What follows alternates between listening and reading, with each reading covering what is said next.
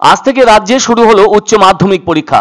সেজন্য যথেষ্ট কড়া নজরদারি নেওয়া হয়েছে পরীক্ষা কেন্দ্রগুলির জন্য। ফলে জলপাইগুড়িতে দেখা গেল মেটাল ডিটেক্টর দিয়ে পরীক্ষা করিয়ে পরীক্ষার্থীদের পরীক্ষা কেন্দ্রের ভেতরে প্রবেশ করানো হচ্ছে।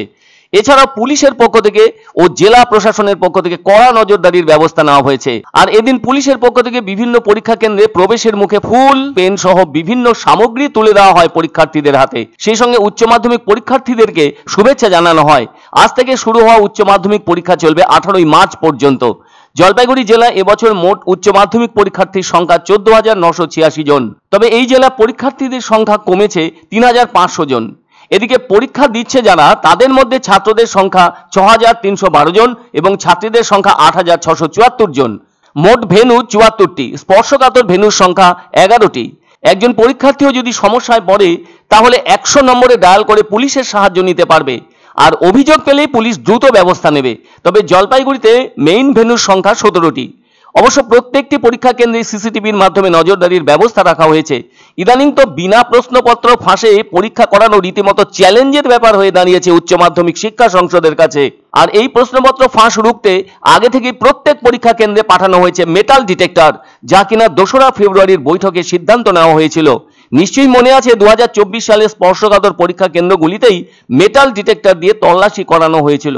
ফলে ওই ব্যবস্থা এবারও রাখলো উচ্চ মাধ্যমিক শিক্ষা সংসদ। তবে পরিবর্তন আনা হয়েছে প্রক্রিয়ায়।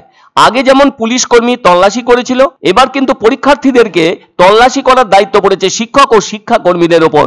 তবে মোদ্দা কথা হলো, টুকলি রুখতেই এমন পদক্ষেপ গ্রহণ করা হয়েছে, যা এদিন থেকে কার্যকরী করা হলো। প্রশ্নপত্র ফাঁস হলে রাজ্য সরকারেরও বদনাম হয়, যা এবার বরদাস্ত করছে না শিক্ষা সংসদ। আর মেটাল ডিটেক্টর তো নকল আটকানোর জন্যই ব্যবহার করা হচ্ছে।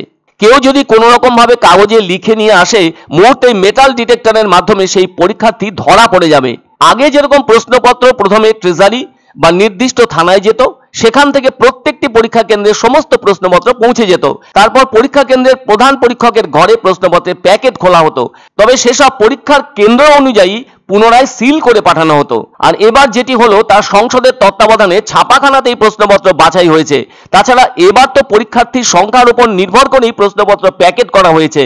আর সেই প্যাকেট পরীক্ষার্থীদের সামনেই পরীক্ষা শুরুর 5 মিনিট আগে খোলার কথা জানানো হয়। আর ওই প্যাকেট খোলার সময় উপস্থিত থাকছেন সংশ্লিষ্ট বিদ্যালয়ের প্রধানরা বলে সূত্রের খবর। সেসব যাই হোক না কেন, ওই মেটাল ডিটেক্টর উচ্চ মাধ্যমিক শিক্ষা সংসদ এবার 27 ফেব্রুয়ারি থেকে বিতরণ করেছে।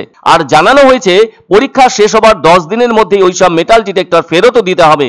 ওইসব মেটাল ডিটেক্টর সংশ্লিষ্ট পরীক্ষা কেন্দ্র হিসেবে তালিকাভুক্ত স্কুলগুলিকে তাদের কোনো আঞ্চলিক অফিস থেকে আনতে হয়েছে বলে বিশেষ সূত্র মারফত জানা গেছে। আর এদিন প্রথম ভাষার পরীক্ষা দিয়েই শুরু হলো এবছরের উচ্চ মাধ্যমিক পরীক্ষা।